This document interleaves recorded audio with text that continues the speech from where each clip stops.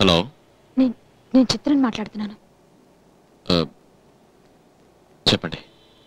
నేను మీతో కొంచెం మాట్లాడాలి. ఫోన్లోనే చెప్పండి. లేదు, నేను డైరెక్ట్గానే మాట్లాడాలి. రేపు బ్యాంక్ వస్తారా? లేదు, రేపు మార్నింగ్ నాకు వేరే అసైన్మెంట్ ఉంది. కావాలంటే ఈవినింగ్ కలుద్దాం. సరే. ఎక్కడా? మీరే చెప్పండి. జుహులో ఉన్న రైల్వే స్టేషన్లో. ఓకే, వస్తారుగా?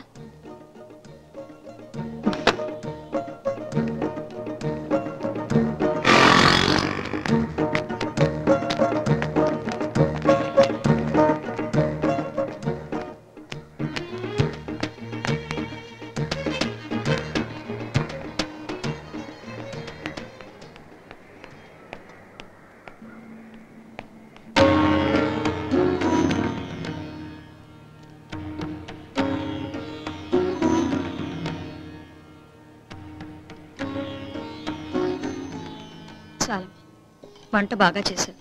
అమ్మా లెక్క అర్థం కావట్లేదమ్మా. పిల్లాడు ఎప్పుడు పడుకుంటాడు? నీతో ఒక ముఖ్యమైన విషయం మాట్లాడాలి, అందుకే ఇంత దూరం వచ్చాను.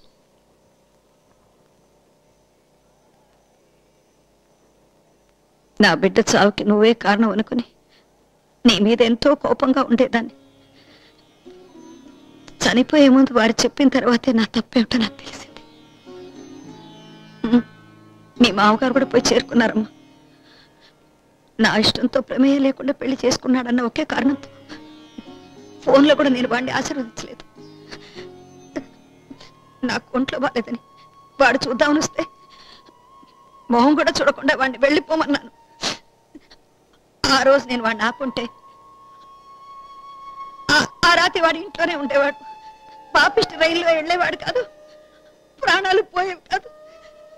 పోయాడు, నా బిడ్డ చచ్చిపోయాడు. నా బిడ్డ చచ్చిపోయాడు. పోగొట్టుకున్నాను.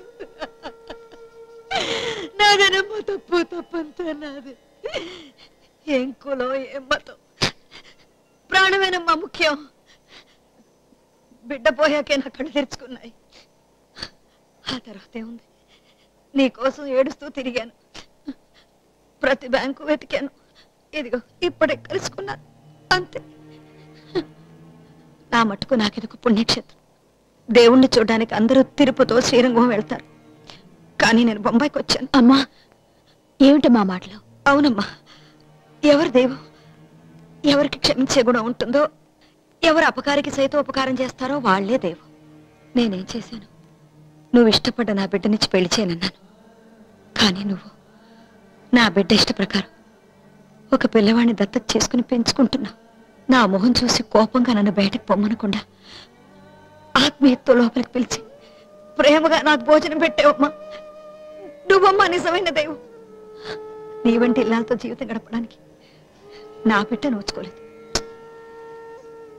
అయిపోయింది. నేనిప్పుడు కూడా నీ సహాయం కోరి వచ్చాను. చేస్తావా? నేను తప్పు చేసి ఒక దోషిగా నీ ముందొచ్చి నించున్నాను.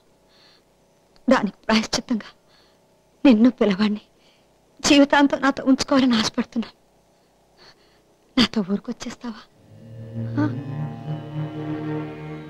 ఏ ఇంటి గడప నువ్వు తొక్కకూడదని నేనన్నాను, ఆ ఇంటికే వచ్చి నువ్వు ఉంటే నన్ను క్షమించిందా? వస్తావా?